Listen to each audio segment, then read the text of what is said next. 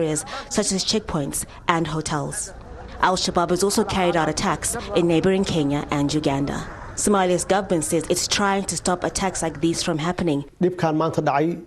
Saturday's tragedy has become a lesson learned. Since the country is in a state of war, we need to be vigilant against terror attacks, since the primary goal of the terrorists is to cause maximum damage to everybody.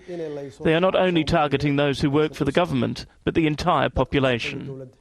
For those caught up in the blast and those who've lost family members and loved ones, that's of little comfort now.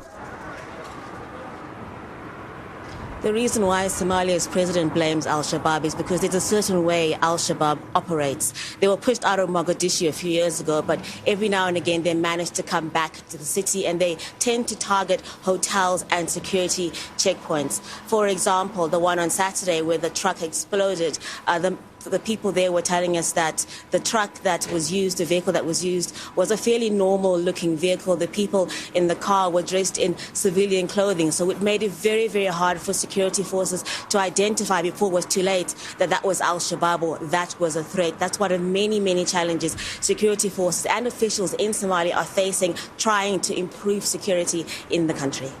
Thank you, Hada Mutasa in Nairobi.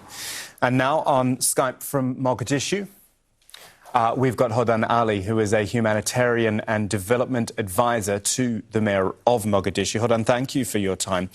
I'm really trying to get an understanding on how these events affect people in Somalia, or maybe how the build-up to these sorts of events, all the security, the checkpoints, and the constant fear that something like this might happen.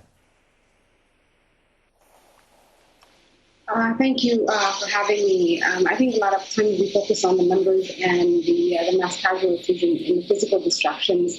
When you look at the human toll that these types of attacks have, it's immeasurable.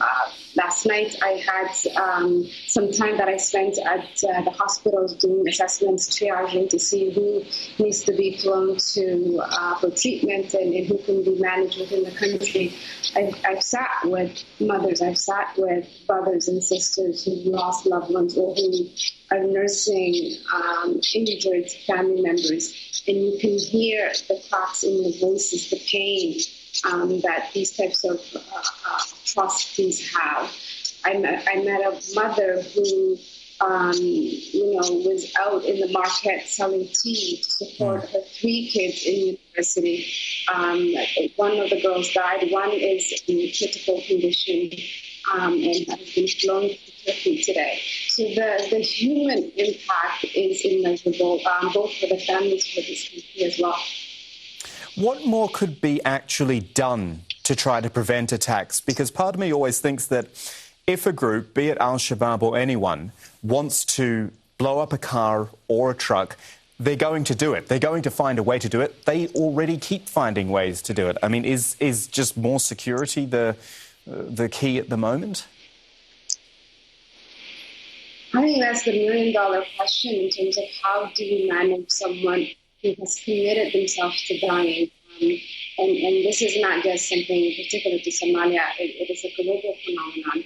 But in particular in Mogadishu, I think we focused a lot on heart security, and I don't think that will be probably the answer is roadblock division and more militarization of the city. We need to look at smart security.